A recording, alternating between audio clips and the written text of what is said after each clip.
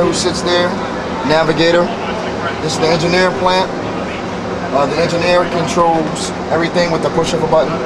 Start the main engines, APUs, fuel, engine feed, lube oil systems.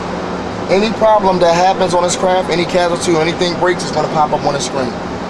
Let us know what it is, and I'll have to go out and fix it, basically. That's our radar screen.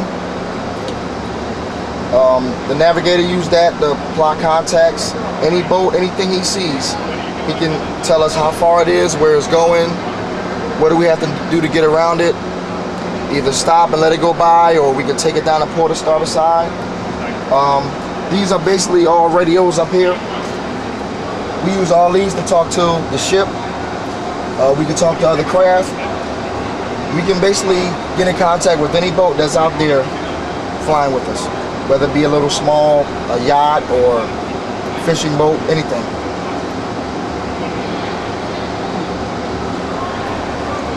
Can hold up to 60 tons minimum. And how fast does it go? I've seen one get up to about 92 knots. Depends. It all depends on how good your engines are, how good the fuel is, and basically if everything works fine, if everything is cow right, and it's in a sea state. If you have 3 to 4 foot seas, I mean, you're only going to do about 35 knots at the most. But as the seas are calm, you can fly. You can. I mean, it's amazing. And you can't see how fast you're really going, I mean, because you're inside of it. But if you're looking from the outside in, it's pretty fast. It's pretty fast. Cool. And it's just 2 engines? 4 main engines, 4,000 horsepower each.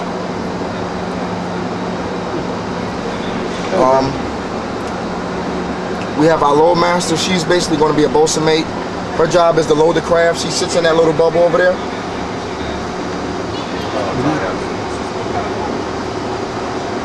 And her job is to, anything we can't see over that side, she's responsible for. Anything that doesn't pop up on that radar, she's responsible for. So basically, because when we're flying, we can't see what's on that side, so that's why we have another body over there.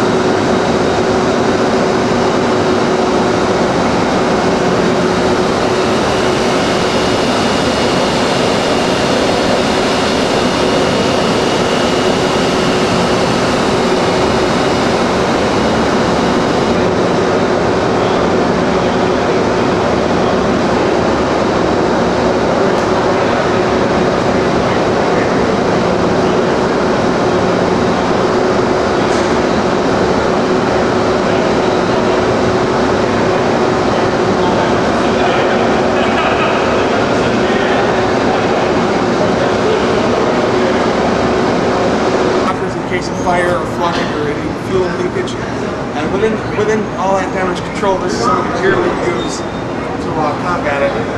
Got a pump here to flood space. We just hook it up and it'll start pumping water out of the space. Just put the tubes off the side of the ship and it'll send it all out. There's various overhaul gear. This is the gas mask we wear in case of a chemical attack. The filter here, we screw this in, air just comes through it and filters out all the bad chemicals. Just more stuff to access spaces, or if there's damage to a space, the ceiling's collapsing, it helps us get through. Here's a firefighting suit and OBA as a breathing device. This is what you would dress up in if we were going to go into a space to fight a fire or anything like that. Got a ram fan. This is used for de-smoking spaces. With the fire, we have to get it out of there so we can get all smoke out so we can fight the fire. They're all down here. And put them on an elevator. Pull down on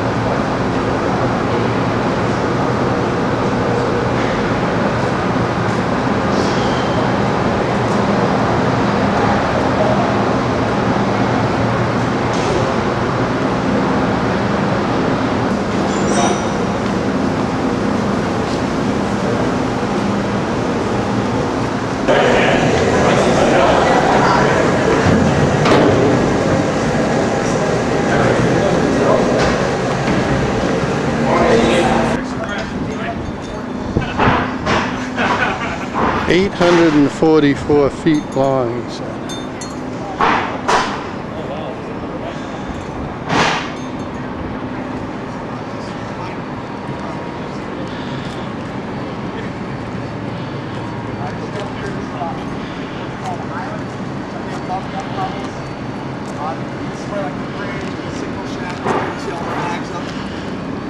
Run the flags up these poles, these wires right here, and that's the ones that, like, when we're taking on fuel block, there's the flag. That's the flag we're taking on fuel.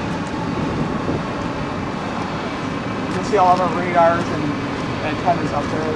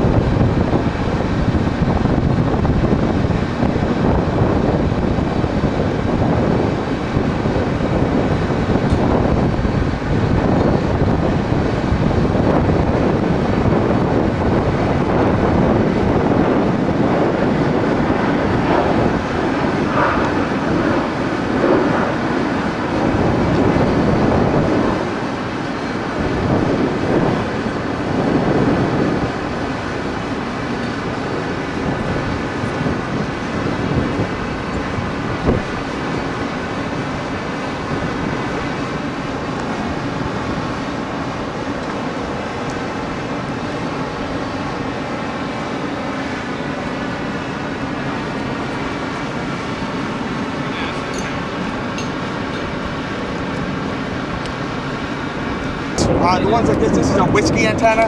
It's for the WSC-8s. That's what provides us with telephones and internet when we're out to sea.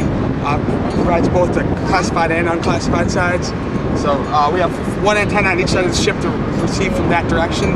So if we just had a problem, this dome burned down and we lost any connection to that side. So if we had to always try to maintain a certain course so that we had the other 75% of our radius to receive on. Are you guys allowed to email home to your families? Yes. Yeah, one of my job on here is I'm a system administrator for our unclassified and secret sides. Yes. So we handle all the emails. We send about 13,000 emails a week from us while we're underway. We're continuously receiving email, but when we send out, they cluster them all together, send about one big burst to shore. Is this the first time this ship has been in Boston? Yes, it is the first time. First time? For the internet, we have a T1 connection that's from satellite. We have satellite communications, and that's how our internet and email go out, and our telephones. We have POTS lines that we can make phone calls out with. Wow. Yeah. Oh, yeah. It's our RAM missile launcher. It's a defense system. We don't have any attack weapon systems. We only have defense. The first one is a RAM. We have a launcher on the forward and aft end of the ship. It automatically locks on with radar and fires missiles out 25 miles. Dynamite. And where's the next one? Automatic Gatling gun system with a 1 mile radius. It's all automatic. It detects anything, like it'll detect any motion within 2 miles, and it can lock on. And when you go to fire, it fires 4,500 rounds a minute. They're 38 caliber depleted uranium shells, and it continually fires until its target is destroyed. It's very big gun. Yeah. It'll destroy anything within a mile, any missiles or small boats that attack. Oh, wow. We have one on each front. We have one here and the one in the back of the ship also. And then if you step back a little further, you'll see it looks like 4 boxes. That's actually a Sea Sparrow missile system. Oh, wow. It's a lot like the RAM system, but the missiles are larger. There's 8 on board. It's much longer distance of defense. I believe it goes up to almost 40 miles.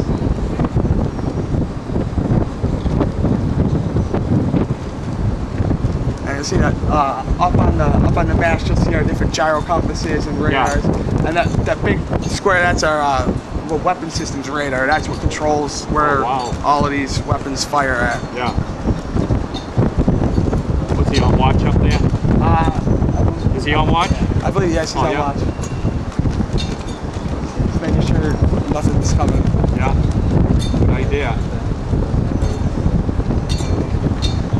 We have a lot of lookout watches. You'll see different people patrolling the flight deck up here. We have the big security out there. When we're away from port, we're very tight on security. Did you ever count the flags? How many flags you got on here? I couldn't tell you how many we have there. Sorry.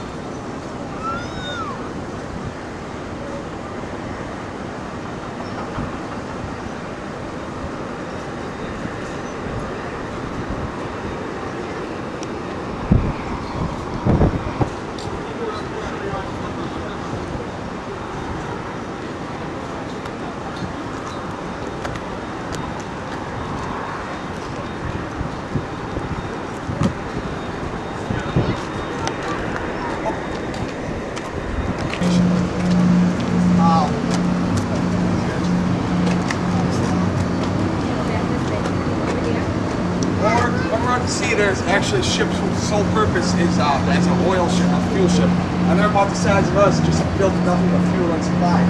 Now what will happen is when we need to get fuel underway, they'll pull up next to us about 300 feet away, 300 yards away, right next to us, and they'll drive straight next to each other for as long as it takes. And our guardsmates will come up here with a rifle that'll attach a dart to the end and fire it across to their ship, which takes these lines over, and it'll send it'll take the plugs over to their ship where they hook it in and start pumping fuel over to us. Below decks we have another. We have a total of five stations like this. One below deck, us right now, it actually has another system like this where we set pallets of food and troops on.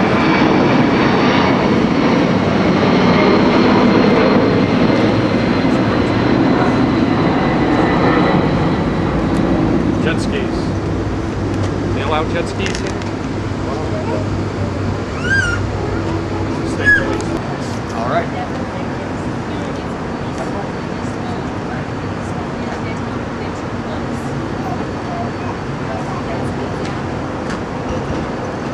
We're going to show going on our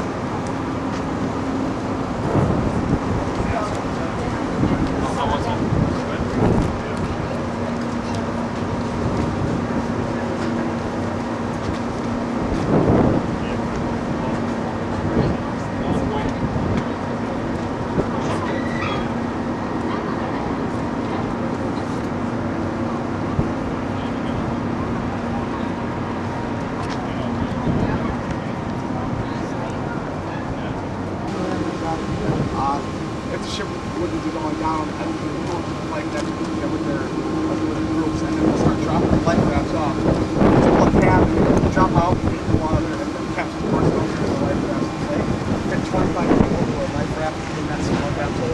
It's got enough food for 25 people per day, and the life raft, and there's lights, batteries, all the covered life raft.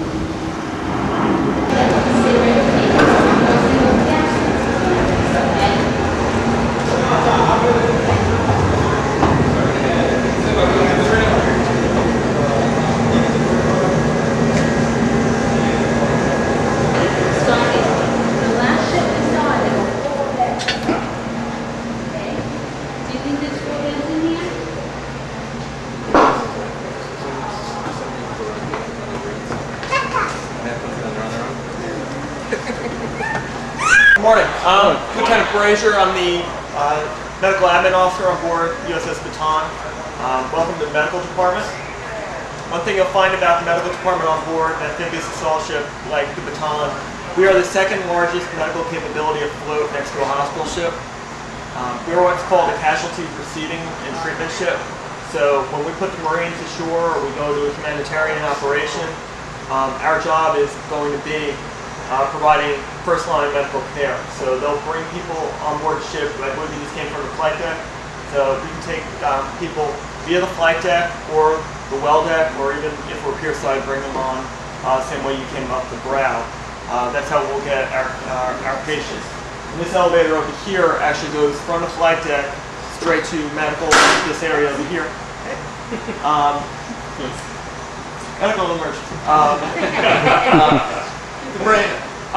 Bring our patients right here. We triage them up on the flight deck where triage is sorting.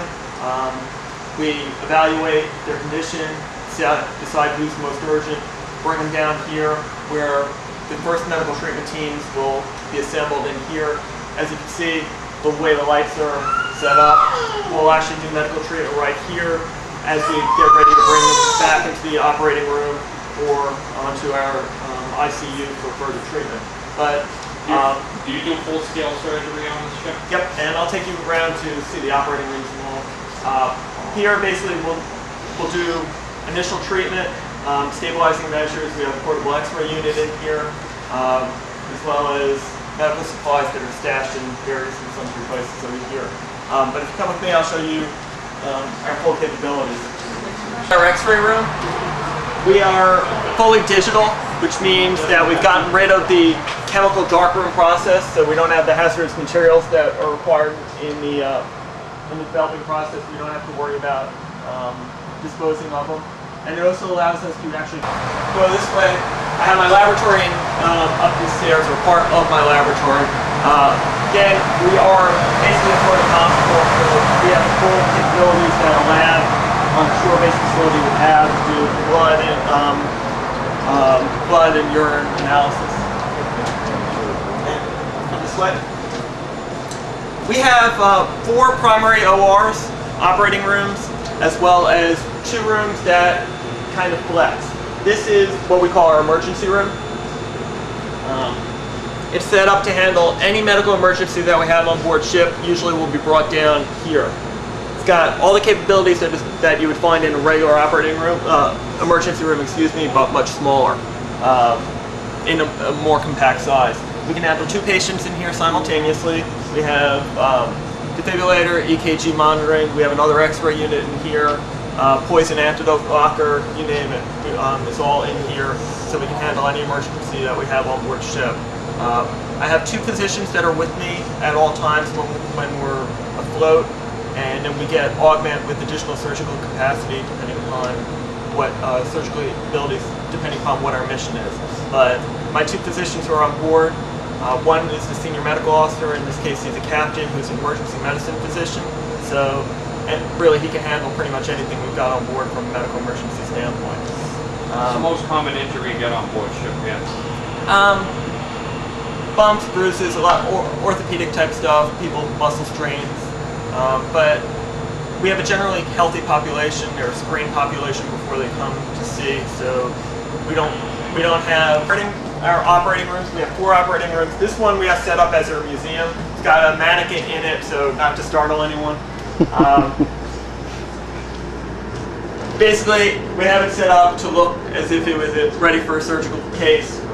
We have anesthesia machines. We'll carry our surgeon. We have nurse anesthetists generally. Sometimes we'll have an anesthesiologist with us, but we have an anesthesia provider, an operating room nurse in here, along with enlisted hospital corpsmen who are OR techs assisting in the surgery. Like I said, we are full OR. Everything. Section 1, E form below personnel on the quarterdeck with the officer of the deck. Everything that you would get in a civilian or shoreside hospital, we can pretty much do on here, short of having a CT scanner or an MRI. We have scopes, which I'll show you, to do endoscopic procedures, laparoscopic procedures. We have that capability. As you can see over here are a couple of X-rays. There are 3 X-rays from Operation Enduring Freedom. Basically, what happened, the Bataan was one of the first ships off the coast of Afghanistan, and we received casualties from the Northern Alliance freedom fighters. So our allies were transported on board the ship for treatment. If you see, there are some white specks here on the X-rays, and that's actually shrapnel. So these are actual X-rays of Northern Alliance fighters. So this ship has seen its fair share of casualties brought on board. Fortunately, none of them were Americans. This is our operating room. These 3 are basically ready to go operating rooms, so we don't use them for tours. We have this is a flash sterilizer, so if they're in the OR and they need to sterilize something real quick, they'll do it in here. And then we have another room where I have 4 additional sterilizers, which they'll use to make up the surgical packs. The idea is we need to be self-sufficient, ready to handle full-blown surgeries going 24 hours a day for 72 straight hours. So 3 days straight, we're supposed to be able to do surgeries, rotating our surgical crews in, running 4 ORs when we're at maximum capacity. And we have a frozen blood supply on board when we go on deployment. And if we run out of that, then we go to the ship's crew and we start doing what's called a walking blood bank, and we start drawing blood from the sailors on board. Again, fortunately, we haven't had to go to that situation, but we're designed to be able to handle that contingency. These ORs, not on this ship, but on our sister ship, the Bataan Richard, which is a West Coast ship, they got considerable use several months ago, around Christmas time, because they were sent to Indonesia following the tsunami. So, same way that I talked about bringing casualties on board by air or through the well deck, they were taking a lot of civilians on board in humanitarian operations, treating them on board. The Marine contingent that was on board, their medical assets went ashore and were treating people ashore. So, in addition to a warfighting platform, we are very much a humanitarian. We have very much humanitarian mission on board here. So,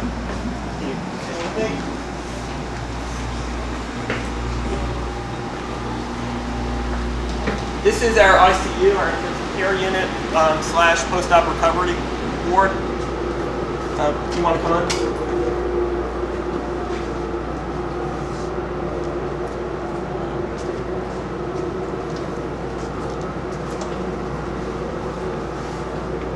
Big groups.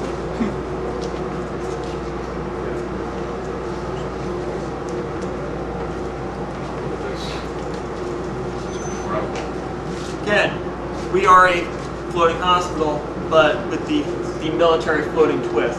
This is our, as I said, this is our intensive care unit slash post-op recovery ward. When the patient's brought out of the OR, they're brought into here for recovery. We'll have a nurse along with hospital corpsmen in here monitoring the patients. We also use it for during normal underway cruising. If we have somebody who is ill and we can't keep them berthing, we want to have them under observation, we'll put them in here. Difference between here and a civilian hospital when it comes to an ICU. A civilian hospital, you pretty much have what's called central telemetry, where the nurse at their station will have everything so they can monitor. We don't have that. Each individual bed is isolated, but these little devices here, same type of monitors you'd have in the hospital, just much more compact. And each bed has its own suction and oxygen unit, so they're self-contained spaces in here. We have 14 beds in here. Then I have a primary ward, which has another 45 beds, and a casualty overflow area with another 200 and change. So we've got a lot of capacity on board. But again, everything you find in a civilian hospital, we pretty much have on board here. And we'll back out here. That doctors see their patients in on a daily basis. We have a pharmacy, it's fully stocked pharmacy. So anything that we need to prescribe for the patients, we have it. Maybe not in the same variety that you would have in a civilian pharmacy, just because we don't have the room for it. But any of the drugs that the doctors need on a daily basis, we have on board to treat our patients. So that's medical in a nutshell. Take you back out to the triage area and continue on forward. Does anybody have any questions? You said there was a crew of 1,200. Then it went to 1,900 when I brought the Marines on board.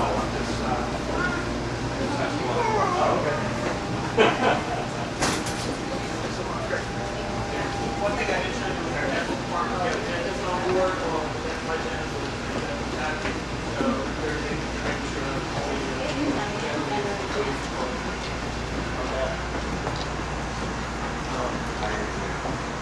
Yep. I still haven't seen Mr. Willis. What do you think?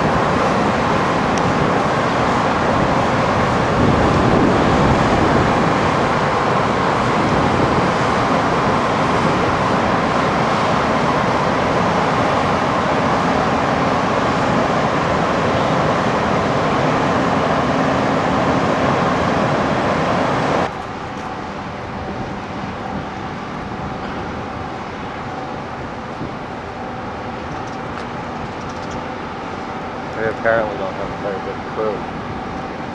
How many lifeboats on that one?